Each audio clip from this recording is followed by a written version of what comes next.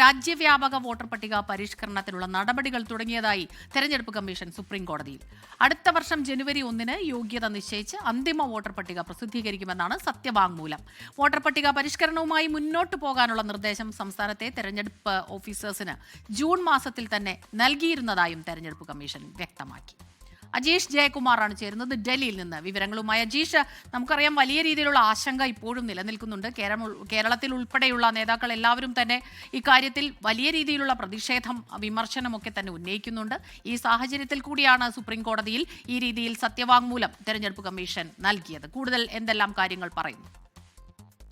അങ്ങനെ തന്നെയാണ് സ്മിത. ഈ വലിയ പ്രതിപക്ഷ എതിർപ്പുകൾക്ക് ഇടയിലാണ് ഇപ്പോൾ ഈ വ്യാപകമായിട്ട് തന്നെ SIR നടപ്പിലാക്കുമെന്ന് തെരഞ്ഞെടുപ്പ് കമ്മീഷൻ വ്യക്തമാക്കിയിരിക്കുന്നത്. 2 മാസം മുമ്പ് സുപ്രീം കോടതിയിൽ ഒരു BJP നേതാവ് അശ്വിനി കുമാർ ഉപാധ്യായ നൽകിയ പൊതുതാൽപര്യ ഹർജി, ഈ ഹർജിയിൽ സുപ്രീം കോടതി തെരഞ്ഞെടുപ്പ് കമ്മീഷന് നോട്ടീസ് അയച്ചിരുന്നു.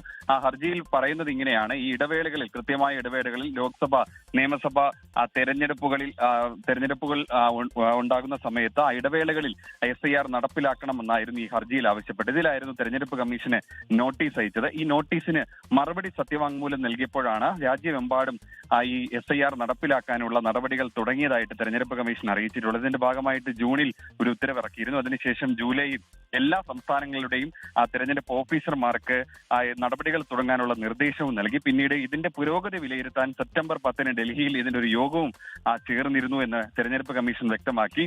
ഈ ഒക്ടോബറോട് കൂടി തന്നെ കേരളത്തിലടക്കമുള്ള അടുത്ത എല്ലാ സംസ്ഥാനങ്ങളിലും ഈ SIR നടപടികൾ തുടങ്ങാനാണ് തീരുമാനിച്ചിരിക്കുന്നത്. 2026 ജനുവരി 1-ന് മുൻപേ ആ ഒരു യോഗ്യത അടിസ്ഥാനമാക്കി അതിനു മുൻപ് തന്നെ നടപടികൾ പൂർത്തിയാക്കി അന്തിമ വോട്ടർ പട്ടിക പ്രസിദ്ധീകരിക്കാനാണ് ഇപ്പോൾ തീരുമാനിച്ചിരിക്കുന്നത്. ശരി, അജീഷ് ജയകുമാറാണ് ഡൽഹിയിൽ നിന്ന് വിവരങ്ങൾ നൽകിയത്.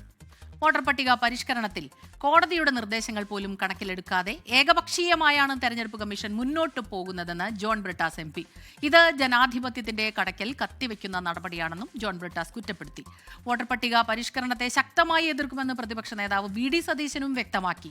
CPIM, കോൺഗ്രസും വോട്ടർ പട്ടിക പരിഷ്കരണത്തെ എതിർക്കുന്നത് കള്ളവോട്ട് പിടിക്കപ്പെടുമെന്ന ആശങ്കയിലാണ് എന്നാണ് BJP നേതാവ് MT രമേശിന്റെ പ്രതികരണം. രാജ്യത്തുടനീളം ഉയർന്നു വന്ന പ്രതിഷേധവും പ്രക്ഷോഭവും അതുപോലെ സുപ്രീം കോടതിയുടെ പരാമർശങ്ങൾ പോലും കണക്കിലെടുക്കാതെ ഏകപക്ഷീയമായി തെരഞ്ഞെടുപ്പ് കമ്മീഷൻ അവരുടേതായ ഒരു തീയതി, കട്ട് ഓഫ് തീയതി വെച്ച് ഈ തീവ്ര പരിശോധന നടപ്പിലാക്കാൻ വേണ്ടി മുമ്പോട്ട് പോവുകയാണ്. ഇത് യഥാർത്ഥത്തിൽ ജനാധിപത്യത്തിന്റെ കടക്കൽ കത്തിവെക്കുന്ന ഒരു പരിപാടിയാണ്.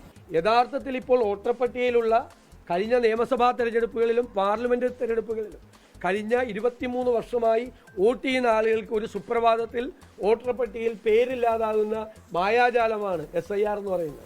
അതിനെ ഞങ്ങൾ ശക്തിയായി എതിർക്കും. അതിനെതിരായി ഞങ്ങൾ ശക്തിയായ പ്രക്ഷോഭം ബീഹാറിൽ എന്നതുപോലെ കേരളത്തിലും സംഘടിപ്പിക്കും. എന്തിനാണ് കേരളത്തിലെ LDF-നും UDF-നും ഇത്ര ആശങ്ക? അവരാശങ്കപ്പെടാനുള്ള കാരണം വോട്ടർ പട്ടിക സമഗ്രമായി പരിഷ്കരിച്ചാൽ കാലാകാലമായി അവർ നടത്തിക്കൊണ്ടിരിക്കുന്ന ക്രമക്കേടുകൾ പുറത്തു വരുമെന്നുള്ളത് കൊണ്ടാണ്. ആരാണ് വോട്ടർ പട്ടികയിൽ കള്ളവോട്ട് ചേർക്കുന്നത്? കേരളത്തിൽ CPM-ഉം കോൺഗ്രസുമാണ്. അതുകൊണ്ട് വ്യക്തമായ തിരിച്ചറിയൽ രേഖയോടുകൂടി വോട്ടർ പട്ടിക പരിഷ്കരിച്ചു കഴിഞ്ഞാൽ ബീഹാറിലെ പോലെ വ്യാജ വോട്ടർമാരെല്ലാവരും വോട്ടർ പട്ടികയിൽ വെളിയിലായി പോകും. അങ്ങനെ വ്യാജ വോട്ടർമാർ വെളിയിലായാൽ അതിൻ്റെ ദോഷം അനുഭവിക്കാൻ വേണ്ടി പോകുക CPM-ഉം കോൺഗ്രസുമാണ്. വോട്ടർ പട്ടിക പരിഷ്കരണത്തെ എതിർക്കുമെന്ന് പ്രതിപക്ഷം, കള്ളവോട്ട് പിടിക്കപ്പെടുമെന്ന ആശങ്കയെന്ന് BJP നേതാവ്. അങ്ങനെ പലതരത്തിലുള്ള വിമർശനങ്ങൾ ഉയരുന്നുണ്ട്. അതിനിടയിലാണ് ഇപ്പോൾ തെരഞ്ഞെടുപ്പ് കമ്മീഷൻ സുപ്രീം കോടതിയിൽ കൃത്യമായി തന്നെ സത്യവാങ്മൂലം അറിയിച്ചിട്ടുള്ളത്. പരിഷ്കരണവുമായി മുന്നോട്ട് തന്നെ പോകും. ലോകത്തെവിടെയായാലും ഏത് സമയത്തും 24 വാർത്തകളും ഓഗ്മെന്റഡ് റിയാലിറ്റി പാക്കേജുകളും എക്സ്പ്ലെയിനറുകളും വിശദമായി കാണാൻ ഞങ്ങളുടെ YouTube ചാനൽ നിങ്ങൾക്ക് സബ്സ്ക്രൈബ് ചെയ്യാം.